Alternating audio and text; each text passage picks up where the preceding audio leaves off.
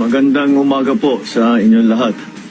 Sa palagay ko po ay nabalitaan nyo na po na binomba ng Israel at saka ng Amerika ang Iran.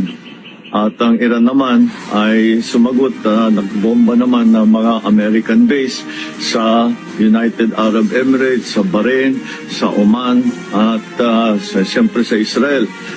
Patuloy po ang pagre-report natin habang dumadating po ang report sa akin.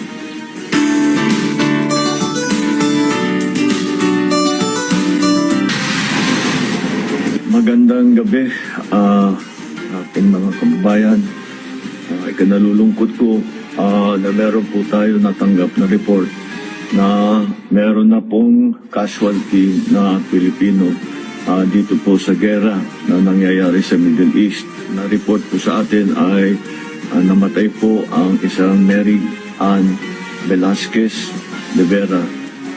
Patuloy po ang ating pag-monitor sa kalagayan ng ating mga kababayan na nasa gitna nitong gera, patuloy pa rin sa Middle East.